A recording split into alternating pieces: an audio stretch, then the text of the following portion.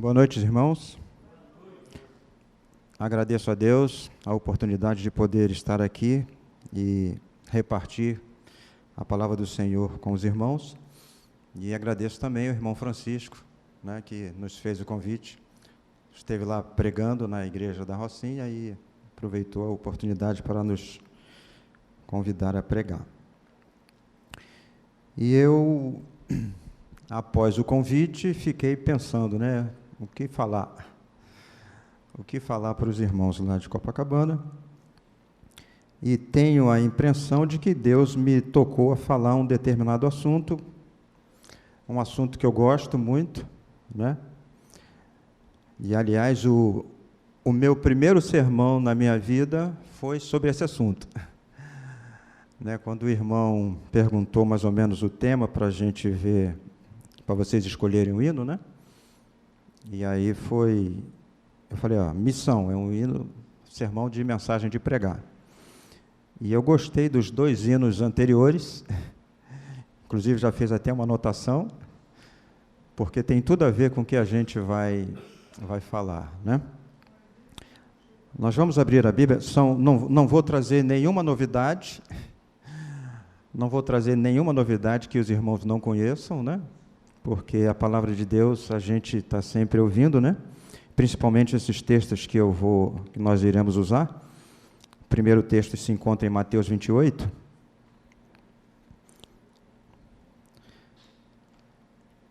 Eu vou ter que colocar aqui o auxílio.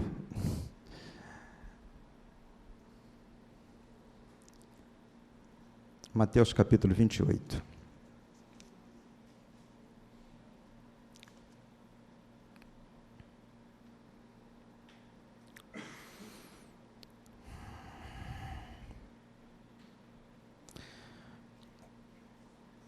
Nós vamos falar sobre missão e a mensagem que nós vamos trazer,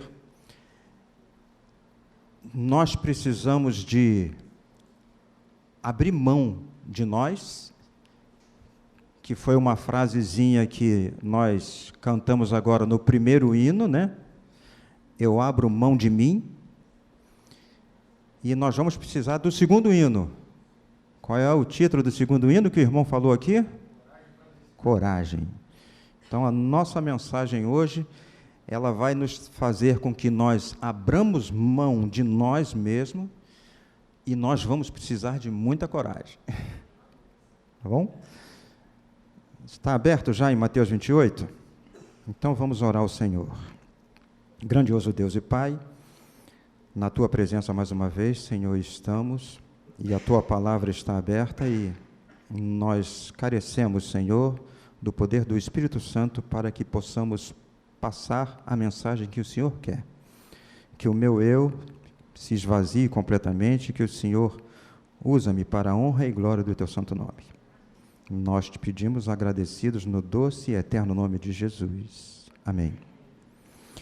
O irmão que estava aqui puxando os hinos, ele falou uma frase logo no início, uma da primeira frase que ele falou. Hoje é o dia mais próximo da volta de Jesus. Não foi isso? Hoje é um dia mais próximo da volta de Jesus. Jesus vai voltar. O que nós precisamos fazer para que Jesus volte? Precisamos pregar o Evangelho, Em Mateus 28, verso 18, 19 e 20, diz: Jesus, aproximando-se, falou-lhes, dizendo: Toda a autoridade me foi dada no céu e na terra. Ide, portanto, fazei discípulos de todas as nações, batizando-os em nome do Pai, do Filho e do Espírito Santo, ensinando-os a guardar todas as coisas que vos tenho ordenado, e eis que estou convosco todos os dias até a consumação dos séculos. Então, nós temos aqui uma promessa maravilhosa, de que quando nós obedecermos o ID, nós teremos a companhia, e eis que estou convosco todos os dias, Então, Jesus, mas mais especificamente o Espírito Santo, estará conosco. Quando nós sairmos em missão, nós sairmos para pregar, nós não iremos sozinhos. Teremos o auxílio divino do Espírito Santo nos orientando, nos guiando, nos impulsionando a levar a do Senhor. E quando nós voltamos de 28 para o capítulo 24, nós vimos, que é um verso também muito conhecido nosso, né? Que Jesus fala que ele vai vir quando? O verso 14 do capítulo 24 nos diz que será pregado esse evangelho do reino por todo o mundo, para testemunho de todas as nações, e então podemos mudar essa palavra? E então Jesus virá. Né? Então Jesus virá. Para que Jesus venha, nós precisamos pregar o evangelho. Né? Não podemos ficar de braços cruzados.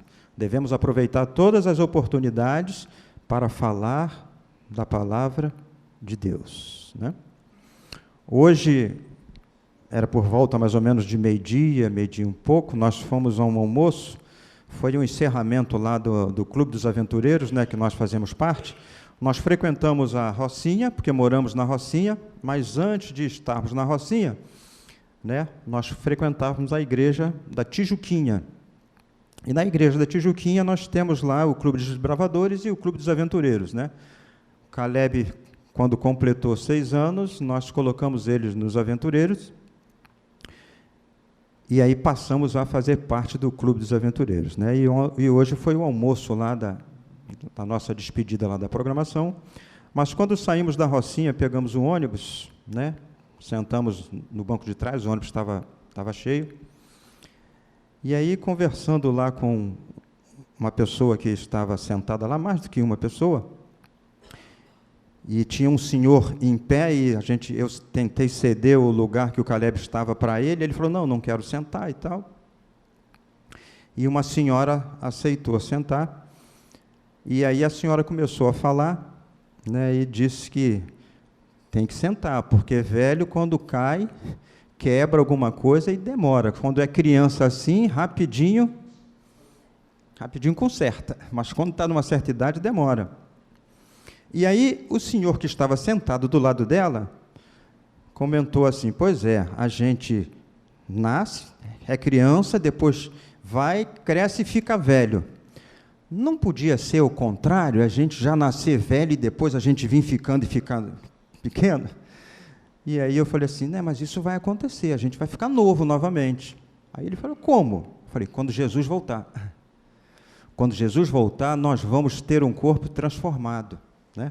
Então, eu já aproveitei a oportunidade para falar da volta de Jesus. Né? Nós temos que aproveitar todas as oportunidades para falar, anunciar que Jesus irá voltar. A senhora do lado até deu um certo apoio, mas quando ela começou a falar, eu falei, é desse jeito mesmo. Tá? Então, nós precisamos aproveitar todas as oportunidades para falar para as pessoas de que Jesus vai voltar. E lá no capítulo 10 de Romanos capítulo 10, essa foi a passagem que eu usei no meu primeiro sermão há alguns bons anos atrás. Romanos capítulo 10.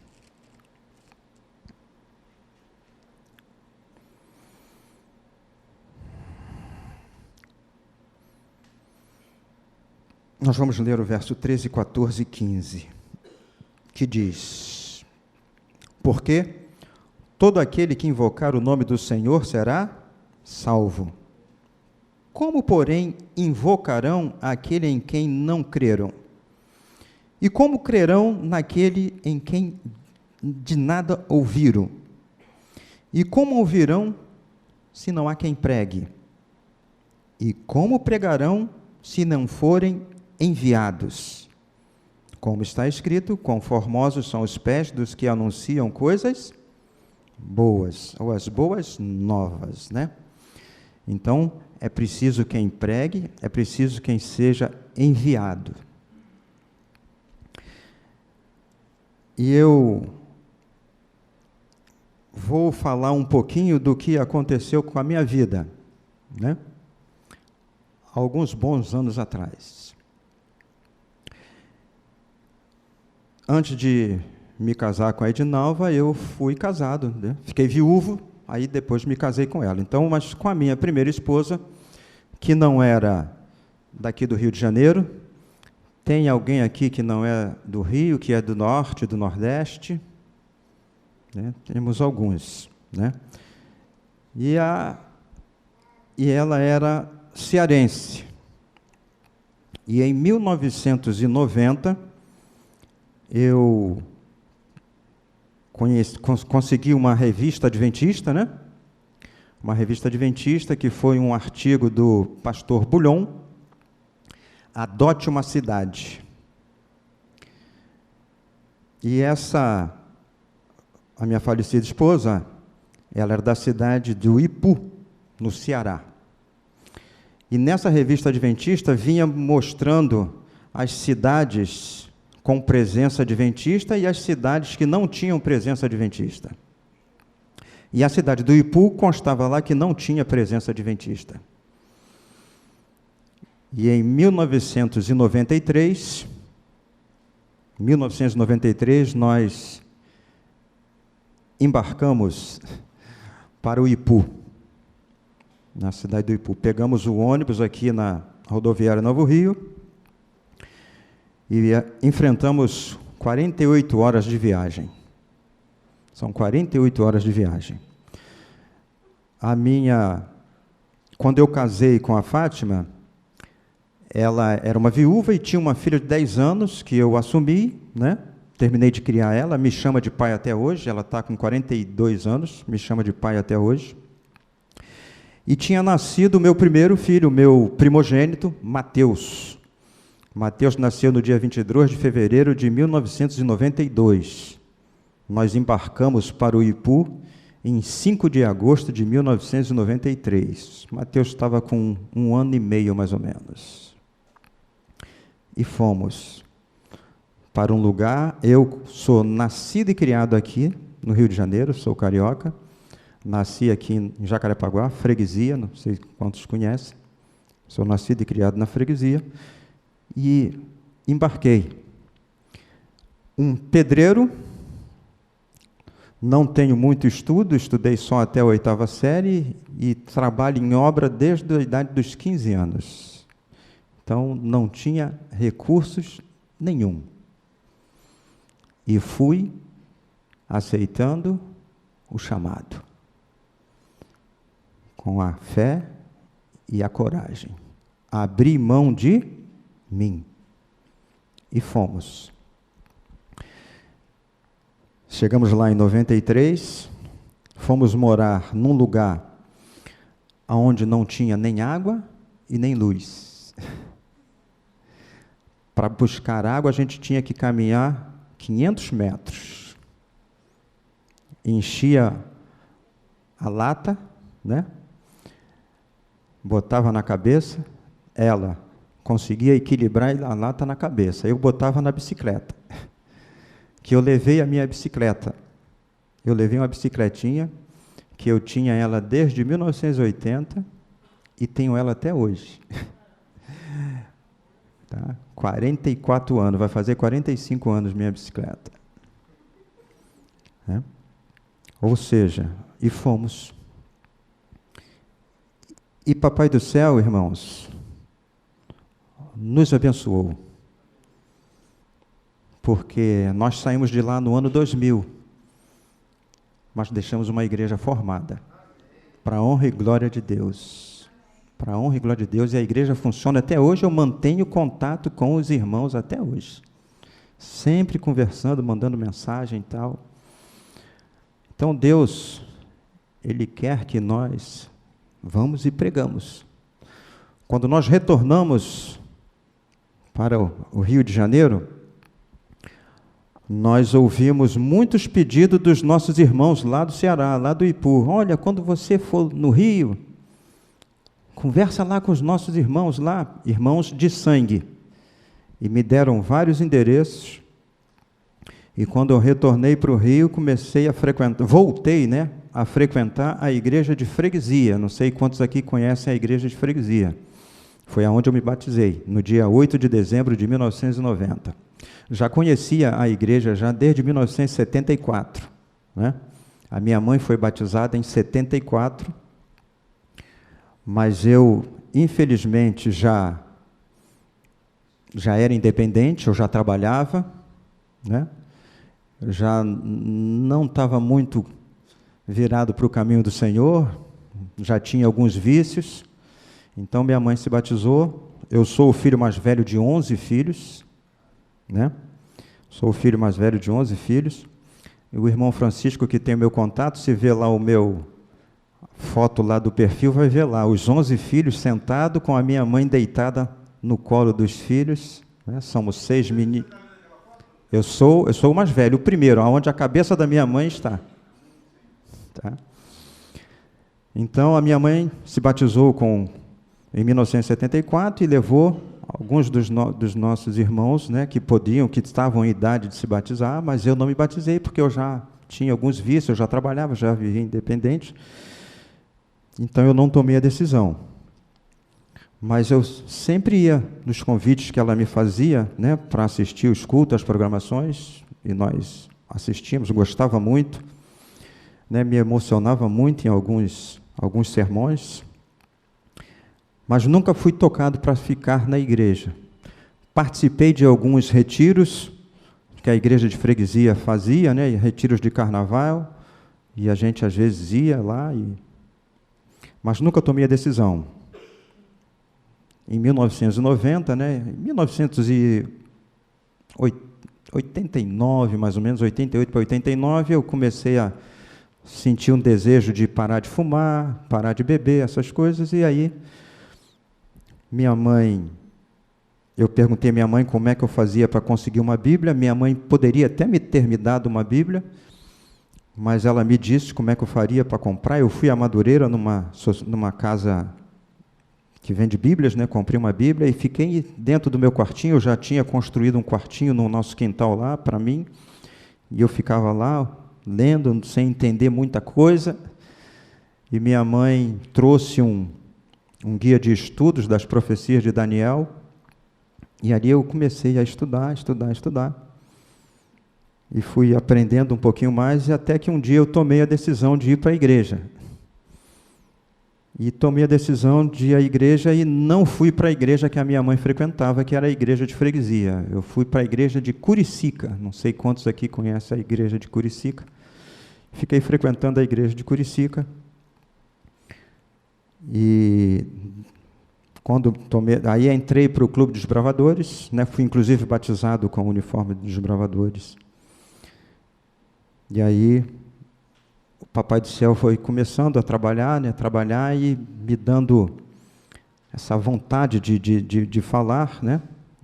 E aí voltando, né, para quando eu voltei lá do Ceará, e nós começamos a visitar esses parentes lá dos irmãos do Ceará, e eu frequentava a igreja de freguesia, e um irmão que era da mesma classe da escola de sabatina que eu frequentava, né, na igreja de freguesia, irmão José Pereira Pachu,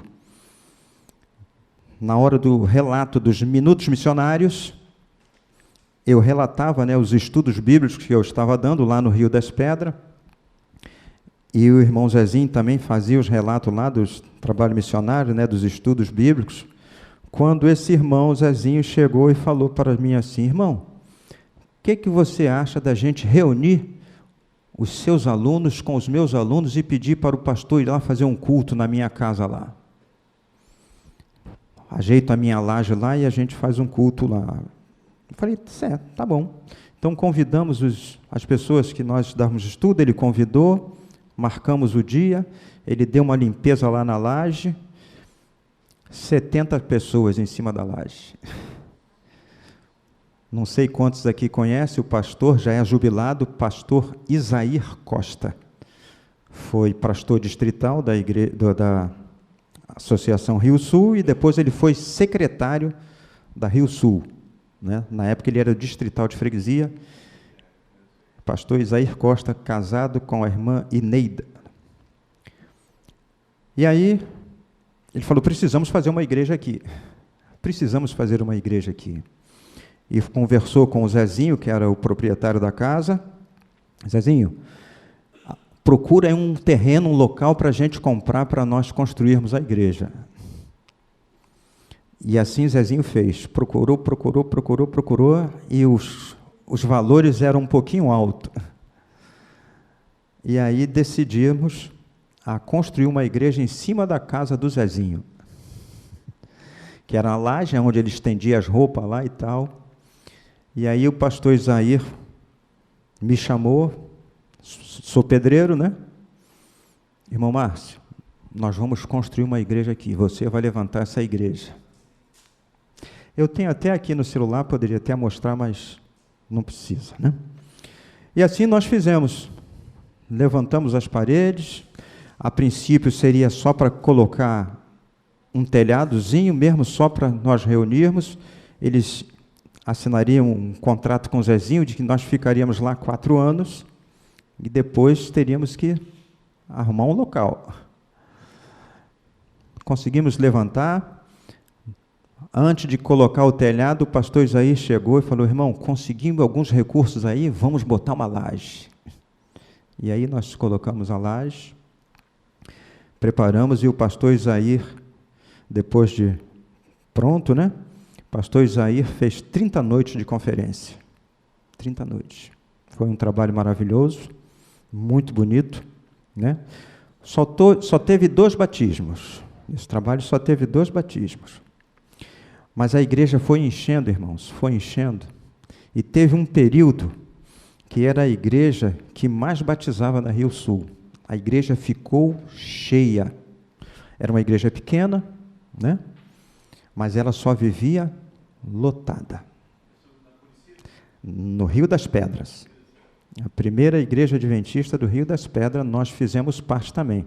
Além de nós termos conseguido lá a do Ipu, nós também fazemos parte da fundação da igreja do Rio das Pedras, Rua Flor de Veneza, número 11. E a igreja cresceu e dava muitos batismos. Nos dias entrega dos livros de esperança, a igreja de Rio das Pedras, que era uma igreja pequenininha, entregava mais livros do que a igreja central de freguesia. Nós criamos lá um sistema para conseguirmos livros de esperança. Os livros de esperança é R$1, não é isso? Eu fui tesoureiro da igreja, durante 10 anos fui tesoureiro da igreja de Rio das Pedras, e nós criamos um departamento, né? Sabe que na igreja tem os departamentos, né? ADRA, né? Desbravadores, né? Jovem, Ministério Pessoal, e nós criamos o departamento Livros de Esperança. Então, quando os irmãos devolviam o dízimo e a sua oferta, ele colocava lá no seu envelopezinho, lá no papelzinho lá, 10 livros de esperança, botava R$10. E assim nós fomos. Durante o ano todo a gente fazia, terminava o projeto, a gente já começava a arrecadar recursos para comprar os livros. Então teve época lá da gente comprar 10 mil livros, uma igreja pequena, né? O Papai do Céu usou muito a gente lá. Então, nós precisamos... Aí depois nós abrimos a outra igreja no Rio das Pedras, que é a igreja do Pinheiro. Nós também fazemos parte da fundação da igreja de Rio das Pedras, do Areal e do Pinheiro.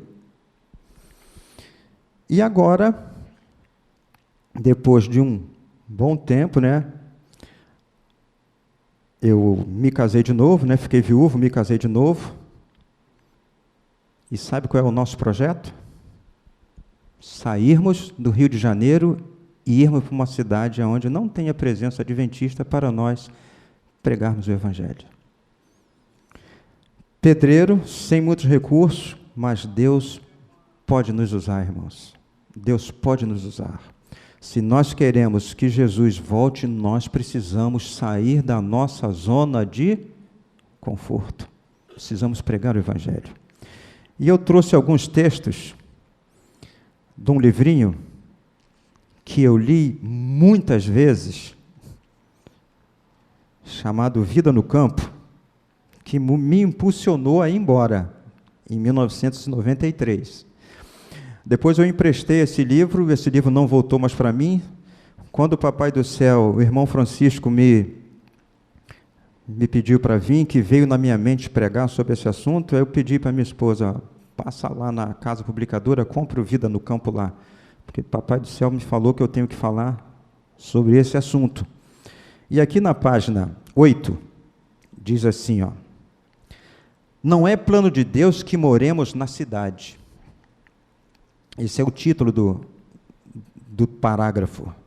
Em todo o mundo, as cidades estão se tornando viveiros de vícios. Por toda parte se vê e ouve o que é mal, e se encontram estímulos à sensualidade e ao desregramento. A onda de corrupção e delinquência cresce incessantemente. Cada dia oferece um registro de violência, roubos, assassinatos, suicídios e crimes inomináveis. A vida nas cidades é falsa e artificial.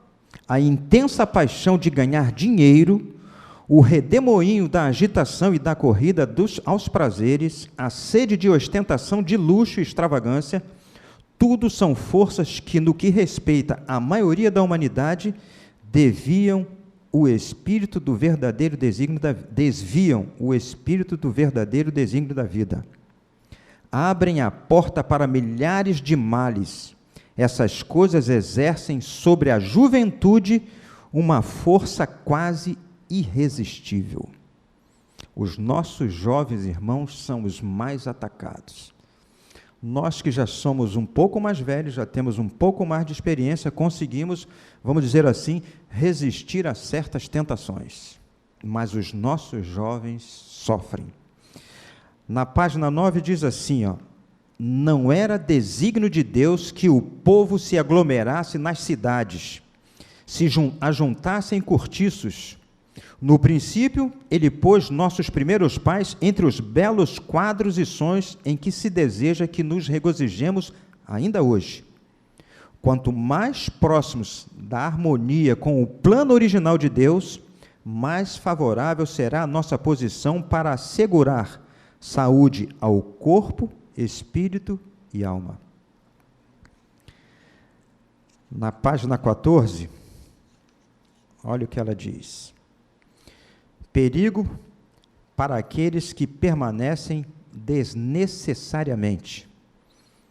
Diz a senhora White: de acordo com a luz que me foi dada, insisto com o povo para que saia dos grandes centros populosos. Nossas cidades estão se tornando cada vez mais ímpias e cada vez mais se torna evidente que os que permanecem nelas desnecessariamente fazem isso colocando em perigo a salvação de sua vida. Então, irmãos, eu saí em 1993, um pedreiro, trabalhava por minha conta, né, autônomo, então eu não tinha um salário, eu tinha que trabalhar para conseguir, e fui. Como é que diz aqui, como é que disse a música? Eu abro mão de mim. Eu abri mão de mim. Com um filhinho de 1 ano e 6 meses, uma filha adotiva, né, com 11 anos, a Fátima não trabalhava, e fomos. Fomos. Como diz a outra música, com coragem. Enfrentamos dificuldades? Com certeza. Falavam até que eu era sócio da Gontijo. Gontijo era a empresa que levava a gente aqui da rodoviária Novo Rio até lá. Porque de vez em quando a situação ficava apertada, eu não conseguia trabalho lá, Fátima ficava lá e eu pegava o ônibus e ia embora. Trabalhava aqui 3, 4, 5 meses, ia lá. E assim nós fomos. E Deus nos susteve. Muito. Precisamos de coragem. Olha o que diz a página 23 do livro Vida no Campo. Não é privação, é o título do capítulo. Quem será advertido? Outra vez dizemos: saiam das cidades, não considerem uma grande privação ter que ir para as colinas, as montanhas, mas busquem retiro, esse retiro, onde vocês possam ficar sozinho com Deus, para aprender sua vontade e seu caminho. Insisto com o nosso povo para fazer do seu estilo de vida uma busca pela espiritualidade. Cristo está à porta. Por esse motivo é que digo: não considerem uma privação ser convidados a abandonar as cidades e se mudar para as zonas rurais. É nas zonas rurais que ricas bênçãos aguardam aqueles que quiserem se apoderar delas. Contemplando as cenas da natureza, as obras do Criador, estudando as obras das mãos de Deus, sem perceber, vocês serão transformados à mesma imagem. Precisamos confiar em Deus. Página 32, o último texto.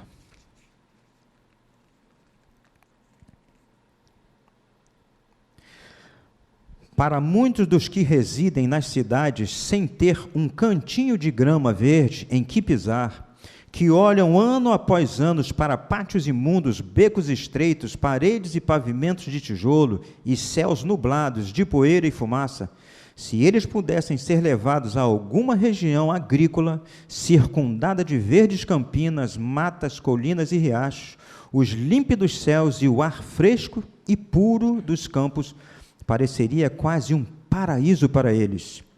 Separados em grande parte do contato dos seres humanos e da dependência deles, afastados dos conceitos e costumes corruptores do mundo e de suas tentações, eles se aproximariam mais do coração da natureza. A presença de Deus seria mais real para essas pessoas.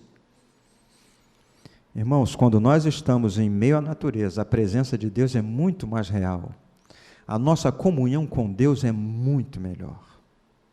E esse período que eu passei lá, um carioca, como diz aí, da gema, né? Conseguimos, no meu pedaço, eu comprei um pedacinho de terra, né? Que quando eu fui, eu vendi a casinha que eu tinha aqui e comprei uma casinha lá, né? Mas não tinha praticamente quintal, mas a gente conseguiu lá algum terreno lá, um dono de muitas terras lá, que a gente fez amizade, né? E eles cederam um espaço, chegou para mim, me fugiu agora o nome dele, né? Ele chegou, compadre carioca, aquele pedaço das minhas terras lá, pode ficar para você plantar o que você quiser. E eu fui lá plantar feijão, plantar milho, saía de manhã cedinho, irmãos, a enxada aqui no ombro, um saco de biscoito Fortaleza, um pedaço de rapadura e uma garrafa de água. Ia para o meio do mato, lá limpar terreno, lá plantar milho, plantar feijão. Que gostoso, irmãos. Quando chegava a noitinha, começava a escurecer, a gente saía lá do roçado, chamado, né? Aí tomar um banho, sentava na varanda lá da irmã da Fátima, né? No caso, minha cunhada, e a gente ficava contemplando o céu, sem luz, a gente via, era muita estrela, o céu lindo, lindo, lindo, lindo, passando aquelas cadentes, estrelas cadentes, aquelas mudando de lugar, de vez em quando um cometa, coisa linda, irmãos, que tranquilidade, que paz. Depois a gente ficava lá, depois que colhia, né, deboiando feijão, deboiando milho, batendo papo, contando histórias, pregando, falando de Jesus. Isso é vida, irmãos. Essa vida aqui na cidade, isso não presta. Isso aqui não presta. Precisamos pregar aqui? As pessoas aqui precisam ouvir o Evangelho? Precisam, sem dúvida. Não é só eles lá que precisam, eles aqui também precisam. Mas tem gente. Olha a quantidade de adventistas que tem no Rio de Janeiro. Poderia ter muito mais? Poderia. Mas se tem alguns irmãos que têm condições de sair da cidade e escolher um cantinho para levar a mensagem, irmãos, Deus está te chamando. Você pode ser um instrumento de Deus para levar o Evangelho aonde o Evangelho ainda não está. Aonde o Evangelho ainda não tem presença nenhuma. Porque existem muitas cidades. Em Minas, na Bahia. Né? Em Minas, então, eu me lembro de um tempo atrás, pastor Maurício Lima, quando foi ser presidente da União, ele estava com esse projeto e eu estava doido para ser chamado. Falei, opa, vamos, mas infelizmente não deu certo. Mas agora nós estamos fazendo planos. Eu e a Edinalva, nós estamos fazendo planos, né? De logo, logo, a gente ir para um lugar. Vamos, aonde não tem presença adventista, vamos para lá. Está próximo, irmãos, eu estou próximo de me aposentar, por idade, né? Vai ser um salário pequeno, provavelmente não contribuiu o suficiente, né? Então vou só me aposentar por idade, vou só me aposentar provavelmente com salário mínimo, mas quando eu fui para o Ipu, nem salário mínimo eu tinha. E eu conseguindo me aposentar, tendo um salário mínimo, certo ali, todo mês aquele dinheirinho caindo, eu vou. Porque Deus está me pedindo isso. Sinto isso. E quero dar uma qualidade de vida melhor para o Caleb. Ele é muito, alguns já perceberam que ele é bem agitadinho. E na Rocinha, onde a gente mora, a gente não pode deixar ele solto, porque vocês sabem que aquilo ali é um lugar perigosíssimo. Perigosíssimo. E nós queremos soltar ele no campo. Vai correr, vai brincar. Né? E nos ajudar também a pregar o Evangelho, porque as crianças chamam outras crianças. Né? E vindo as crianças, vêm os pais. Precisamos, irmãos. Eu quero concluir dizendo assim, lendo assim: a presença de Deus seria mais real para essas pessoas. Muitos aprenderiam a lição da confiança nele, por meio da natureza, ouviriam sua voz comunicando-lhes paz e amor ao coração, e espírito, alma e corpo corresponderiam ao restaurador e vivificante poder. Irmãos, nós precisamos abrir mão de nós precisamos ter coragem. Pense nisso. Quem sabe você não pode ser um instrumento na mão de Deus para abrir a igreja em alguns locais por aí. Quem sabe? Ore a Deus, peça a Deus. Quem sabe? Temos aqui alguns irmãos que teriam condições, que já são aposentados, não tem mais criança pequena, mas pode ir para uma cidadezinha aí, um local. Senhor, me mostra aí, eu quero lá pregar o Evangelho, quero levar a Tua palavra. Porque como nós lemos em Mateus 24:14, e esse Evangelho do Reino será pregado em testemunha em todas as nações, e então virá o fim. Nós precisamos levar esse Evangelho. E como diz a senhora White aqui, um local, né, onde nós sentiremos mais a presença de Deus. Podemos sentir a presença de Deus aqui na Rocinha, aqui em Copacabana, aqui no Leblon? Podemos. Mas lá nós sentimos mais. Deus fala mais aos nossos corações. Que Deus nos abençoe e nos ajude. Amém.